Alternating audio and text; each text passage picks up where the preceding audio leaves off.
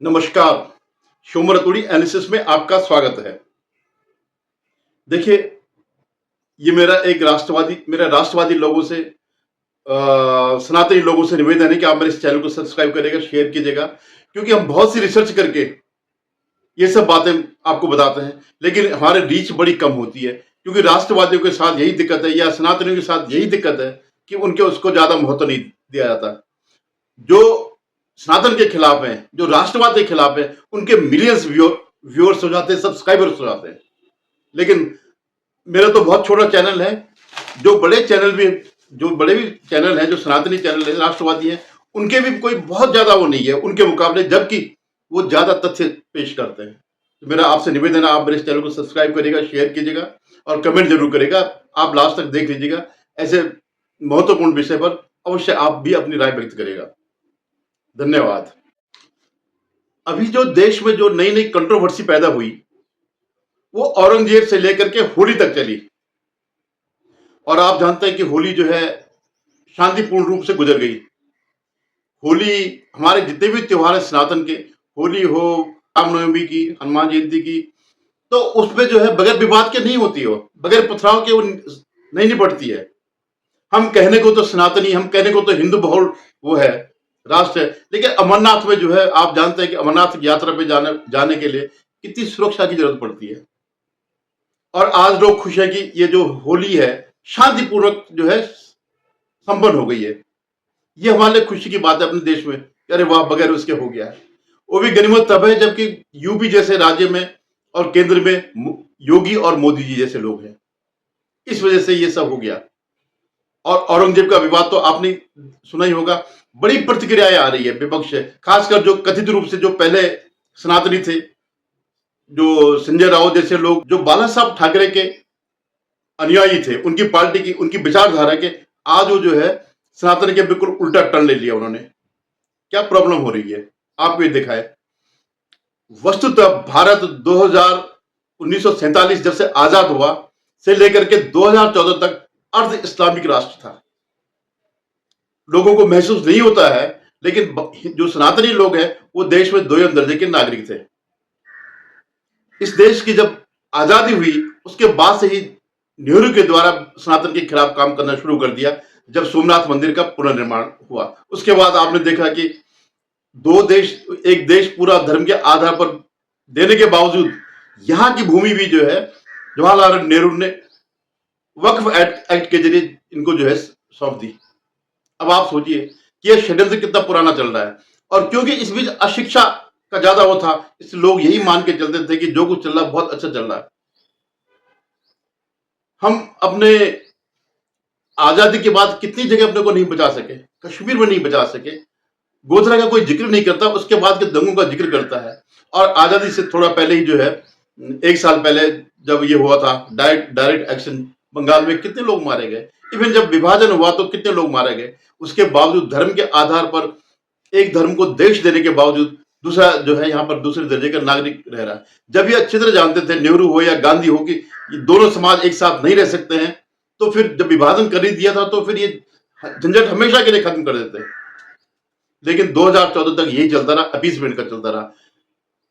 नेहरू ने वो दिया, वक्फ बोर्ड दिया, तो उनके जो वंशजों ने जो है एक तो उसको मजबूत किया, दूसरा दिया सबसे अलोकतांत्रिक पूजा स्थल अधिनियम। क्या 1947 से पहले जितने भी पूजा स्थल है उनका स्वरूप नहीं बदला जाएगा। यानी अगर 1947 से पहले 46 में अगर कोई मंदिर तोड़ा गया होगा तो आपका कोई अधिकार नहीं है।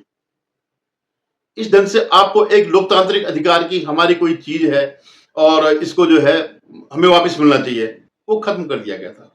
और ये लगातार इतने सालों तक, 70 सालों तक, 60-65 सालों तक ये सब चलता रहा। और इस बीच तो नेहरू के अलावा जो है एक पूरी जमात खड़ी हो गई इनके खिलाफ, जो कि सनातनी थे, लेकिन सनातन के राजनीति के उस वजह से सनातनियों के खिलाफ खड़े हो गए। अब ये कंट्रोवर्सी क्यों खड़ी हुई, मैं आपको बताता हूं।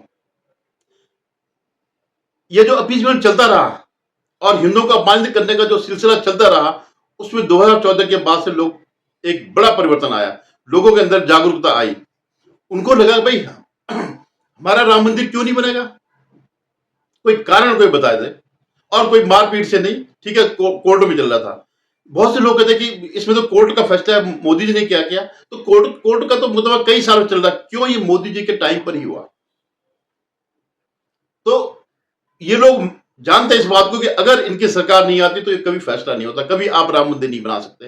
फिर मैं इसी बारे में एक और जिक्र करता हूँ। लोग कहते हैं साहब राम मंदिर क्या मंदिर रोटी देगा, जैसे वो कहता है क्या हो, खड़गे खड़गे जो इनका अध्यक्ष है, इसे पेट भरेगा, इसे रोटी मिलेगा, इसे रोजगार मिलेगा। हाँ, मिलता है। आप देखिए कि आज के डेट में अयोध्या हो गया, काशी विश्वनाथ कॉरिडोर हो गया, ये जो है बड़े वो बन रहे हैं, डेस्टिनेशन बन रहे हैं टूरिज्म के। आप देखिए, और जो बौद्धों के संरक्षण जो किया गया, जो बौद्ध सर्किट बनाया गया, जापान से जितने भी बौद्ध है वो लोग वहां पर आ रहे हैं। ऐसे देश भर के सनातनी जो है, विदेशों के सनातनी सब यहाँ अयोध्या और काशी में आ रहे हैं। कल के दिन वृंदावन में भी आएंगे। और सबसे बड़ा तुषारापात इन पे क्या हुआ कि महाकुंभ में जो पूरा का पूरे सनातनी आ गए, जबकि ये इतना दुष्प्रचार करते रहे सनातन के खिलाफ और महाकुंभ के खिलाफ, और अरे इससे कुछ नहीं होता है, ये होता है। रोजगार लोगों ने करोड़ों कमाए हैं, सिर्फ आस्था के अलावा नहीं, लोगों ने दिया है, अपनी आस्था के हिसाब से भी दिया है। उनको महंगा पड़ा है, मानते हैं हम, लेकिन किसी ने वो दुख प्रकट नहीं किया। ये उनके जो एंटी सनातनी थे, उनके कॉफिन पे जो है अंतिम कील थी। उनको लग गया कि जो हम अब तक चला रहे थे एजेंडा, वो फेल हो गया। ऐसे ही इतिहास में मुगल बादशाह ऐसे थे। मुगलों का क्या है, 200 साल का शासन था, अकबर से लेकर के शाहजहां, वो ये औरंगजेब तक का। इनको ऐसा वो किया गया, ओफ ये जो है। और ये मतलब इतने बेशर्मी, आप देखो, एक आक्रांता कौम जो सिर्फ लूटने के लिए भारत में आई, उसको आप वो कर रहे हैं, महामंडित कर रहे हैं। क्यों कर रहे हैं भाई? क्या किया उन्होंने? कुछ दिया हमें या कुछ लेकर के आए थे? वो तो लूटने ही आए थे। वो बर्बर जो है खाना बदोश थे, वो काफिलों में जो ये रहते थे, कबीलाई लोग थे ये। जैसे आज भी अफगानिस्तान में कबीले हैं, वैसे ये समरकंद ये मध्य एशिया के कंट्री के लोग थे ये, जिन्होंने कुछ नहीं देखा था, खाने तक नहीं मिलता था इनको, टेंट में रहते थे। यहां आकर के उनको लगा वाह कितना बढ़िया है। तो अब इनके अंदर भय पैदा हो गया कि हम इतने साल तक सनातन को अपमानित करते रहे, लेकिन इनके अंदर जागृति आ गई और इनके लिए दुश्मन दो हो गए हैं, योगी और मोदी, जिन्होंने इसमें एक मतलब क्रांतिकारी रूप से परिवर्तन कर दिया, सोच में परिवर्तन कर दिया, विचारधारा में परिवर्तन कर दिया। जो चीजें छुपाई जा रही थी उनको सामने लाए, ये इनके लिए। इसलिए संजय राउत जैसे लोग, जिनको अभी इन्हीं सनातनों ने महाराष्ट्र के चुनाव में मटिया-मटी कर दिया, अब वो ये कह रहे हैं कि साहब ये तो जो है मोदी और योगी और ये सरकार जो है देश में फिर विभाजन करना चाह रही है। आपको मैं दिखाता हूं क्या उसने, जो इसका मुख पृष्ठ है सामना, मुख पत्र सामना है, उसमें क्या लिखा। ये लिखा इसने, मोदी शाह का राज एक दिन जाएगा, लेकिन जाते जाते हुए देश को टुकड़ों में बांट कर जाएंगे। पिछले 10 सालों में भारत में हिंदू और मुसलमान दो अलग अलग राष्ट्र बन गए हैं। यह माहौल बंटवारे जैसा है। ऐसा नहीं है। मुझे सरदार पटेल की एक बात याद आती है, जब उन्होंने लखनऊ कलकत्ता में बात कही थी कि मुसलमानों से पूछा था कि तुम ये क्यों कहते कि हम पे क्यों शक किया जाता है? कह रहे तुम्हें पूछना अपने दिल से पूछो। कल तक तुम उसकी अलग पाकिस्तान के लिए वोट दे रहे थे, उसके लिए जुलूस निकाल रहे थे, उसके लिए कैंपेन कर रहे थे। आज तुम कह रहे कि हमारी नीयत पे शक क्यों किया जा रहा है? और इस बीच क्या किया इन्होंने? कांग्रेस ने यही तो किया कि मुसलमानों को हिंदुओं के खिलाफ भड़काया। आप एक बात मान लीजिएगा कि कांग्रेस कभी भी मुसलमानों के या हिंदुओं किसी के भी वो नहीं रही, हितैषी नहीं रही। बजाय इसके कि मुसलमानों को शिक्षा दे, उनको रोजगार पर वो करे, वो सिर्फ भड़काने में लगे रहे। अपना वोट बैंक पक्का करने के लिए हिंदुओं के खिलाफ वो करने में लगे रहे। उनको पता है हिंदू तो डिवाइडेड है, लेकिन मुसलमान एक है, इसलिए वो यही करते रहे। इसलिए जो है ये बिल लाए थे, वक्फ का ले आए, और ये जो पूजा स्थल अधिनियम की 1947 से पहले का जो वो है, उनको आप नहीं लाएंगे, आप उनके बारे में कोई बात नहीं करेंगे। अभी आप देखिए संभल में जिसे कल के अवतार का माना जाता है, वहां वो निकल रहे हैं, मंदिर निकल रहे हैं। और संभल तो भारत के उसमें सनातन के इतिहास में एक बहुत बड़ा वो है कि यहाँ जो अंतिम अवतार होगा विष्णु का, वो यहीं से होगा, संभल से ही होगा, यहीं से जो है। तो इतनी बड़ी मान्यता वाला, जैसे अयोध्या है, काशी है, मथुरा है, वैसे संभल भी है। 1978 में सारे हिंदुओं को भगा के वो कर दिया, उनके मंदिरों पे कब्जा कर दिया, आज वो निकल रहे हैं। अब इनके लिए सबसे बड़ी बात यही हो रही है कि जो हमें मुसलमान क्या चाहते हैं, हम प्रथम दर्जे के नागरिक थे, जो प्रिविलेज हमें मिला करता था, आज हमें सामान्य नागरिकों की तरफ बनाया जा रहा है। यूपी में आप जानते थे किस तरह से मुलायम सिंह और अखिलेश ने पूरी सत्ता जो है माफियों को सौंप रखी थी। वो सिर्फ अपना चौक देते थे, बाकी जो है सरकार ये चलाते थे। तो वो चीजें टूट रही है। तो कौन तोड़ रहा है? वहां पे योगी जी तोड़ रहे हैं। माफिया राज उन्होंने खत्म कर दिया। आप सोचे कभी वहां की लड़कियां स्कूल जाना बंद कर दिया था, इतनी अराजकता थी। आज वहां लड़कियों की छोड़िए, आप वहां नए नए उद्योग खुलने जा रहे हैं। इतने एमओयू हो गए। जेवर जैसा अंतर्राष्ट्रीय सबसे हिंदुस्तान का सबसे बड़ा एयरपोर्ट बन रहा है। जगह जगह अलग इंडस्ट्रीज स्थापित की जा रही है। तो ये क्या होगा? इससे क्या है, जनमानस में प्रभाव पड़ेगा। हाँ, ये लोग वो है, करने वाले लोग हैं, चाहे वो सनातनी हो, जो भी है, लेकिन कानून व्यवस्था का कोई देख रहा है तो योगी जैसे लोग हैं। और ये इनके लिए बड़ी पीड़ा है कि जिनको हमने पाला था, जिनको हमने डीज पर सत्ता दी थी, वो मारे गए, उनकी सत्ता सारी खत्म हो गई। हम तो खाली चौथ लेते थे। ये पीड़ा है इन लोगों की। तो ये जो वो कह रहा है कि पिछले 10 सालों में भारत में हिंदू और मुसलमान दो अलग अलग राष्ट्र बन गए। कब नहीं थे भाई? और आपने प्रयास किया कि दोनों एक साथ रहे? क्यों आपने अपीसमेंट करके उनको पहले दर्जे का नागरिक, विशिष्ट दर्जे का नागरिक बनने दिया, और हिंदुओं को जो है दूसरे दर्जे का नागरिक? वो अपने बारे में कुछ भी नहीं कर सकते हैं। आपके एक परंपरागत रोड है, जहां से आपको जुलूस जाते हो, वहां पे एक आपने मस्जिद खड़ी कर दी, और आप बोलो साहब उसके आगे से नहीं जाओगे। आप क्यों नहीं अपनी मस्जिदें मोहल्लों के अंदर बनाते हैं? क्यों आप मेन सड़क पे लाते हैं? और फिर क्या है कि वो बना दी, ट्रैफिक रोक दिया नमाज के लिए। तो ये जो ये सामान्य, जो इनको जो एक एट पार जिस तरह से ये सरकार ला रही है, उन्होंने कभी भी इस सरकार ने वो नहीं किया, इनके खिलाफ कोई काम नहीं किया। जो जो भी मिलता है सब उनको भी मिलता है। जो भी स्कीमें, जो भी कल्याणकारी चीजें हैं, वो उनको भी मिलती है। मुसलमानों के साथ कभी कोई प्रशासनिक रूप से भेदभाव नहीं किया। लेकिन अगर आप अवैध कब्जा करेंगे तो किया जाएगा। आप मुसलमान के नाम पर बांग्लादेशी और रोहिंग्या यहाँ पे लाएंगे, उनको बसाएंगे और डेमोग्राफी चेंज करेंगे, तो ये सहन नहीं होगा, और न सहन होना चाहिए। अरे, आजादी के समय 30-40 करोड़ लोग थे, आज 140 करोड़ लोग हो गए। 70-75 साल में 100 करोड़ हो गए। फिर क्या, तो बेरोजगारी क्यों हो रही है? आय क्यों नहीं बढ़ रही? अरे, 8-8 बच्चे पैदा होंगे, इस तरह से बेरोजगारी, इस तरह से जनसंख्या बढ़ेगी तो कहां से मिलेगा? तो मैं ये जो कह रहा था कि कह रहे कि हिंदू मुसलमान, कह रहे मोदी युग का अब अंतिम चरण शुरू हो चुका है। मोदी और उनके लोग कभी न कभी जाएंगे, लेकिन जाते जाते वे इस देश को टुकड़ों में बांट कर जाएंगे। ये साफ दिख रहा है। मतलब अगर सनातन वाले अपना अधिकार मांगते हैं तो देश टूट जाएगा। अरे, उल्टा इसके तो ये है कि अगर ये चले भी जाएंगे तो ऐसा रहना चाहिए कि दोबारा जो सनातन वाले हैं, हिंदू हैं, वो दोयम दर्जे के नागरिक नहीं बने। हम में से बहुत से लोगों को पता नहीं हुआ कि एक बिल आया था, कम्युनल वायलेंस बिल, कि अगर कहीं पर भी कम्युनल दंगा होगा तो उसमें हिंदू ही दोषी माना जाएगा। उसको ही सफाई देनी पड़ेगी कि मैं वहां पर नहीं था, मैं इस दंगे में शामिल नहीं था। कोई जांच वाच कुछ नहीं। आपने किसी ने भी उनके खिलाफ एफआईआर कर दी कि साहब ये जिसको भी, जो जिससे भी दुश्मनी है, उसका नाम कर दिया, तो उस व्यक्ति को कोई उसका नहीं है कि उसकी पुलिस जांच करेगी, उसको खुद सबूत देना पड़ेगा।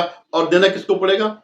छोटे मोटे कोर्ट तक मुसलमान ही उसमें होते। तो ये तो औरंगजेब ने भी नहीं किया था। ये जो ये करने चाह रहे थे, वो तो गनीमत मानो कि बच गया हिंदुस्तान, बच गए हिंदू, इन्होंने रोक दिया। बीजेपी ने इसका विरोध किया तो इस तरह रुक गया। सबसे बड़ा दुख की बात यह है कि पूरी आजादी के आंदोलन में, पूरे स्वतंत्रता के उसमें जो है इतिहास में, सावरकर ही एक ऐसा व्यक्ति था जिसने भारत के विभाजन का विरोध किया था।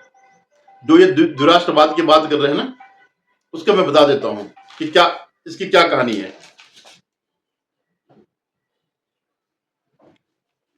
सावरकर का जो द्विराष्ट्रवाद जो था, वो तो उसमें ये था कि आप दो राष्ट्र हैं। दो राष्ट्र माने दो अलग अलग कौम है, जो कि ये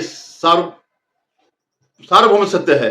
पूरी दुनिया जानती है कि इस्लाम का अपना वो अलग है। बाबा साहब अम्बेडकर भी यही लिख के गए कि ये लोग जो है नहीं रह सकते साथ में। तो उनका कहना है कि आप ठीक है, दो अलग कौम है, लेकिन दोनों एक ही कानून में, एक ही छतरी के नीचे, एक ही राष्ट्र में रह सकते हैं। और इसको इन्होंने, क्योंकि इनका तंत्र ही ऐसा है। उन्होंने कहा साहब ये तो दो राष्ट्रवाद, कोई कहीं नहीं था, वो भारत के विभाजन के पक्ष में नहीं थे। लेकिन सच्ची बात यह है कि वो जानते हैं कि जो इतनी लड़ाइयाँ जो चल रही थी, ये सब इसी बात को लेकर चल रहे थे कि हिंदू अलग है, मुसलमान अलग है। वो ये नहीं था कि उनके अंदर कहीं इतना भी नहीं है कि हमारे पूर्वज हिंदू थे। नहीं, वो कट्टर बन चुके हैं, एंटी बिल्कुल। जबकि आप देखिए क्यों ये बीमारी केवल इसी में है, साउथ एशिया में। ये जो अफगानिस्तान, पाकिस्तान, बांग्लादेश, यहाँ तक ये बीमारी है। आप वहां देखिए, इंडोनेशिया में ऐसा नहीं है, वो भी इस्लाम वाले, लेकिन आज भी वो उनके नाम में आपको भारतीय जैसे लगेंगे। तो दो राष्ट्रवाद पे तो आधार पे देश विभाजन नहीं हुआ था, तो क्यों किया भाई? सावरकर ने तो नहीं किया, हिंदू महासभा ने तो नहीं किया, किया तो गांधी और कांग्रेस ने किया। किसको दोष दे रहे हो? अपने कुकर्मों का वो दूसरे में क्यों डाल रहे हो? अगर मुसलमानों की कमियां निकालकर उन्हें भड़काने का एक राष्ट्रीय कार्यक्रम चलाया जा रहा है जो चौंकाने वाला है। कमियां क्या भाई? जो गलत है उसको सामने नहीं करना। औरंगजेब को अगर आप यहां वहां मंडित करते हैं तो क्यों नहीं उसे खिलाफत होनी चाहिए? औरंगजेब क्यों? पूरे मुगलों का जो आतताई थे, अत्याचारी थे, आक्रांता थे, क्या नहीं किया उन्होंने? क्या जुल्म नहीं किया? सबसे ज्यादा हॉलोकॉस्ट, हॉलोकॉस्ट मानी नरसंहार, एक कौम का नरसंहार अगर किसी का हुआ है तो 1000 साल में हिंदुओं का हुआ है। और ये जानबूझ करके डॉक्यूमेंटेड नहीं किया जा रहा। टुकड़े टुकड़े में आपको हर जगह मिल जाएगा। बता दें 300 मिलियन हिंदू जो है इस बीच मारे गए, लेकिन हिंदू की कीमत ही नहीं है। अब एक वो कह रहे साहब, दुबई में भारत बनाम न्यूजीलैंड चैंपियंस ट्रॉफी के फाइनल मुकाबले में भारत विजयी हुआ, ठीक। उसके बाद कई जगहों पर भाजपा समर्थकों ने जीत का जश्न निकालकर मोर्चे निकाले। क्यों भाई? तुम तो कहते देश हमारा भी है, तो वो नहीं निकाल सकते थे? और उनको क्या पीड़ा? अगर पहले तो शर्मिंदगी तो यही है कि आप इसमें शामिल नहीं हो रहे हैं, और जो अगर ये निकाल भी रहे तो उसे भड़काऊ कह रहे हैं। सब मस्जिदों के सामने से निकाल रहे थे, डीजे बजा रहे थे। हटा दो ना, अपनी मस्जिदें वहां रखो। और मैं कह रहा हूँ 90% मस्जिदों को अगर कागजात चेक किया जाए तो सब वो मिलेगी अवैध भूमि पर कब्जा किए हुए। अरे उन्होंने देश को अपना मान लिया तो फिर तो किसी को भी कह सकते हो। उन्होंने दावे किए, संसद पर दावा कर रखा, high court, supreme Allahabad high court पर दावा कर रखा है। इवन शुरुआत में कुंभ पर भी, कुंभ की जमीन पर भी दावा कर रखा। जब नेहरू और कांग्रेस ने इनको इतनी पावर दे दी तो कुछ भी दावा करेंगे। और अगर उनके ये जो विशिष्ट अधिकार है, अगर इनको छीना जा रहा है, जो गलत अधिकार इनको दिए गए थे, तो ये कहते हैं आप विभाजन हो रहा, क्यों नहीं उसका वो करेंगे? जो आप वक्फ बोर्ड का जो बिल बनाया उसमें क्यों नहीं अमेंडमेंट करेंगे? करेंगे, अमेंडमेंट करेंगे। कोई कांग्रेस की पिता की जमीन नहीं है कि कुछ आपने पाकिस्तान को दे दिया, कुछ आपने चीन को दे दिया, कुछ बाकी जो बचा इनको दे दिया, पहले मुसलमानों को दे दिया, अब इस देश के अंदर भी जो जमीन है वो भी तुमने दान कर दी। तुम्हारे घर की है ये क्या? तो ये विभाजन का वो हो गया। तो ये विभाजन हो गया। अरे टॉलरेंस रखो, जो तुम लोगों ने लिया है उसको वापस कर दो, शर्मिंदगी की कोई बात नहीं है। तो ये मैं आपको दिखा रहा हूं क्या लिखा उसने, सामना में क्या लिखा। सावरकर ने मुख्य मुख्य बातें, सावरकर ने भारत में द्विराष्ट्र का सिद्धांत दिया था। उन्होंने सिद्धांत दिया था तुम तो बंटवारे किया, धर्म के आधार पर बने कई राष्ट्र टूटकर बिखर गए, है ना। हमारा देश में तो धर्म के आधार पर ही टूटा, कोई उससे तो नहीं टूटा कि सहमति से टूटा हुआ। भाजपा वाले देश में दंगल करवा रहे। क्या दंगल करवा रहे भाई? अगर वो अपना वो मांग रहे हैं, हक मांग रहे हैं, तो इसमें दंगल की क्या बात? बाकी तो उनके भाजपा ने देश में जहर घोल दिया। मोदी मुस्लिम देश के नेताओं को गले लगाते हैं तो ठीक है ना, वो कन्वर्टेड नहीं है, उनके अंदर घृणा नहीं है, और इनको भी लगाते हैं भाई। ये भी अगर माना मोदी किसी के साथ भेदभाव नहीं कर रहा तो इसका मतलब यही गले लगा रहा है। अब ये थोड़ी कि वो हर एक से जाकर गले मिले। एक भी कोई इंस्टांस बता दो कि मोदी और योगी और शाह ने इनके खिलाफ कुछ किया हो। अब तुम्हारा 370 खत्म कर दिया कांग्रेस का, तो कांग्रेस को इस बात की चिड़ है। तो ये तो संजय राउत पगला गया। और सबसे बड़ी पूरे विपक्ष में सबसे बड़ी दिक्कत ये हो रही कि जागरण हो रहा है, पुनर्जागरण हो रहा है सनातन का। और जो जिंदगी भर जिनकी कमाई सनातन को गाली देकर के हुई, उनके अब अपने अस्तित्व का खतरा पैदा हो रहा है। इसलिए अब अनाप शनाप जो मर्जी आए वो बके जा रहे हैं। धन्यवाद। आपसे निवेदन, आप मेरे चैनल को सब्सक्राइब करिएगा, शेयर कीजिएगा।